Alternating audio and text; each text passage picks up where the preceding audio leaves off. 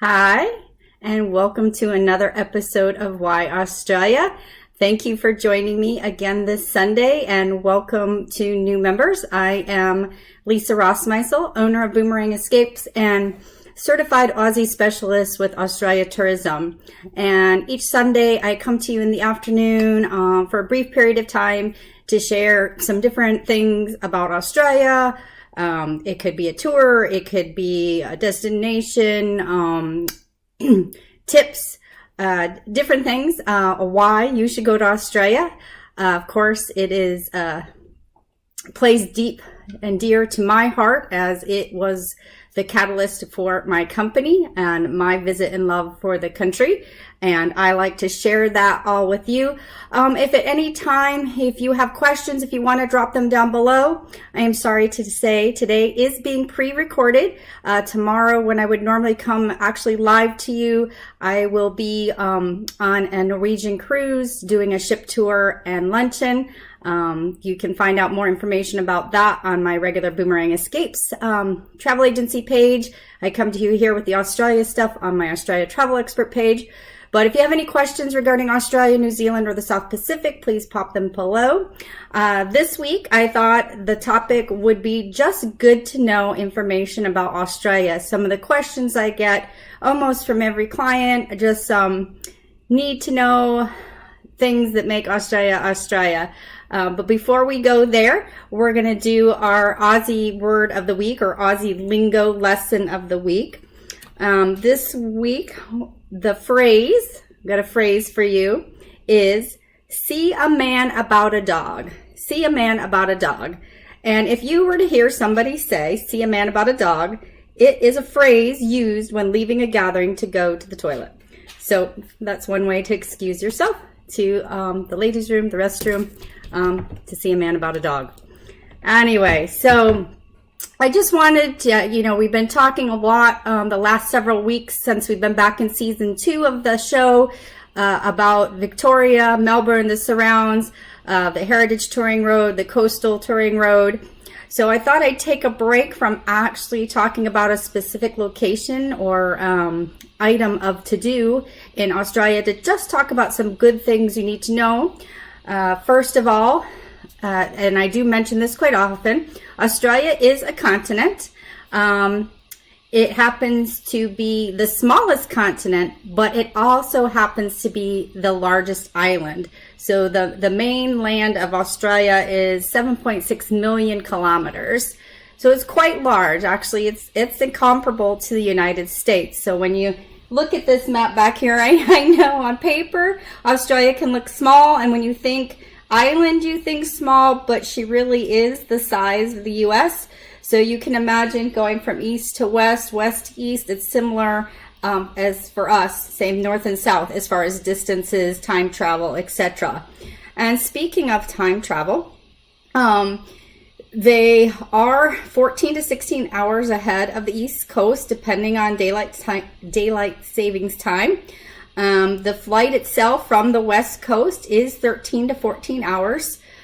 You also do cross the date line, so it's on the other side of the world. And for travel's sake, that means you're going to be taking 2 days of travel time to get to Australia, but it is only 1 day on the return because of crossing that date line. So when you're figuring the number of days you're taking for your vacation, remember that 3 of those days minimum, depending on the flight schedule. So it could be more depending on what you're doing with your flights, or if you're doing stopovers, you're looking at 3 days of travel time.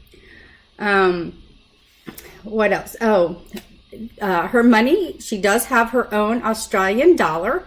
They do not take US money, so you will be exchanging money if you want to use cash down there, but you can use your debit card, your credit card. Most of the things are readily available. If you're in any of the cities, they're going to take MasterCard, Visa. Those are the ones that are most widely acceptable. I do take out some cash. I always like the cash anyway from the different countries, but I don't take out a whole lot. I save that more for when I'm out and about for a local vendor. I want to be able to give them cash versus doing a credit card transaction.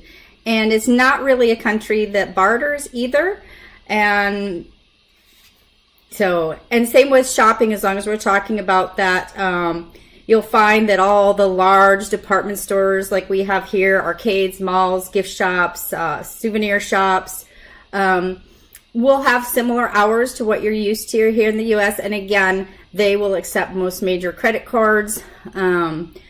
And I do find if I do need extra cash using the ATM, I get a good exchange rate doing that. Just beware any card that you're going to use while you're traveling, whether you're traveling to Australia, New Zealand, anywhere actually, you should alert your credit card company, alert your bank that you're going to be traveling, give them your travel dates, give them the countries that you're going to be visiting so that you don't accidentally have your card shut down on you while you're out of country. So, what's some other good things? Oh, is while we're on money, I mentioned they are not really into the whole bargaining thing. Also, tipping is not customary. I mean, you can tip if you feel that you have exceptional service. You're always welcome to tip, but it is not like here in the U.S. where you get that receipt and it's already telling you to put your 15 or 20% down on the thing. So it's purely your choice. I don't know things like saying like that. For emergencies, when you're in company, their emergency number is 000. That would be the equivalent to our 911. So 000. The beaches are patrolled from October to April. They put the flags up just like they do here at our shores. The red, the green, the yellow. Green meaning the surf is safe. Red obviously meaning they don't want you in the water. They do speak English, but as you know, the reason I've been doing our lingo lessons is they do have a lot of slang. And I do find when my friends get together and it's two Aussies talking to each other, it is almost like sometimes listening to a foreign language. So it's useful to learn some of that. I think any country you travel to, it's useful to learn a bit of the language that is customary, particularly any of the polite phrases like please and thank you and such, and things like knowing where the bathroom is or asking for help. I think that's... Now their electricity is different. Our electricity here is 220 to 240 volt. The Australians, though, they have a 3-pin power outlet, so you will need a converter or an adapter. Usually I can get by with the adapter, but you can buy a whole kit. The kits are very easy to get at, say, Walmart. Walmart carries them. Brooks, that gadget store, like a Radio Shack. I don't even know if Radio Shack still exists around here, but I suggest traveling. And most of them have modifications or adapters, so you can buy one kit and that'll pretty much cover anywhere you're going to travel. I actually travel with a couple with me, just because nowadays we seem to have the computer, the phone, the tablet, the what have you, or if you've got your big camera and you got charged the battery. So I bring a couple just so I can have several pieces charging at night when I go to bed. But again, you'll need that adapter or charger. What else is good to know? The climate, you're going to find it's kind of opposite, flip-flop of us. So up here across the north is going to be your warmer. This is tropics over here in Queensland. In the center is the desert. The west over here tends to have a Mediterranean. But it's rather pleasant. There really isn't like a bad time of year to go to Australia. As far as that, their winters are much milder than ours. I mean, Tasmania, which is hiding here behind my sign, gets a bit cooler, and there is a mountain range over here in New South Wales that will get some snow, but it's nothing like what we're used to here in the Northeast or even the upper Midwest. It's not crazy cold like that at all. Last winter, their winter last year, which was our summer, it was 70s in Western Australia, and then I want to say in South Australia it was like 30, 40s, so it really wasn't that bad. And again, the seasons are opposite us. So when we're in spring like we are now, they're in their fall, and vice versa for any of the seasons. It flips flops like that. Now, one of the things also that Australia requires is a visa. Now, it's a very simple visa, so it is one that my agency will provide for you, that service. We will obtain your visa for you, but you do need a visa. It's electronically attached to your passport. And now, that's not the same for New Zealand or the other South Pacific countries. They do not require it, but Australia does. So even if you're like on a cruise ship that's gonna port in Sydney or whatever, and you're gonna get off the boat, you're going to need that visa. So that's something to be aware of. Other than that, I think, I think we covered the time. We covered there was an island and continent. Again, if you're looking, like I said, time and distance going across, well, it doesn't look like there's as much. And you just want to be aware of one of the things for traveling. When we often will refer to it's high season or it's peak season, low season, shoulder season. What we were referencing is, so of course in our winter when it's their summer there, not only is it their summer there, it's also holiday season. It's Christmas, it's New Year's. Their kids are out of school. Our kids are out of school. So your December, January, February are your peak season months. Those are going to be the most expensive times to travel down there.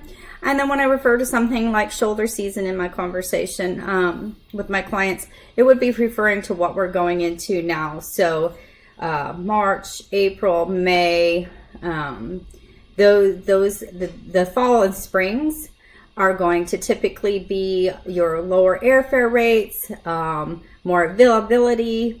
And it's kind of the same way it works here. How you see, our kids are out in June, prices go up because they know everybody's on vacation. And of course, there's different other times throughout the year with the holidays. So that's when you're thinking about planning a trip, to keep that in mind. If you've got flexibility for the time of year you can go, that you might want to look at some of these times of year.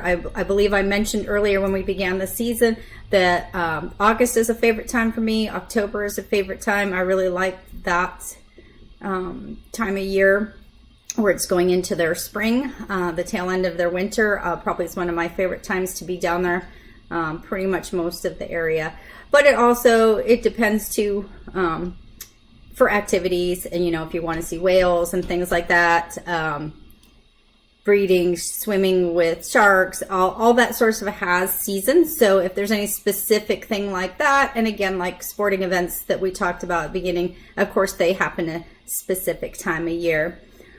But that's kind of the good to know in a nutshell. Again, if you have any other questions or you thought of something about Australia, please feel free to either pop in the comments. I will check this tomorrow evening when I get back.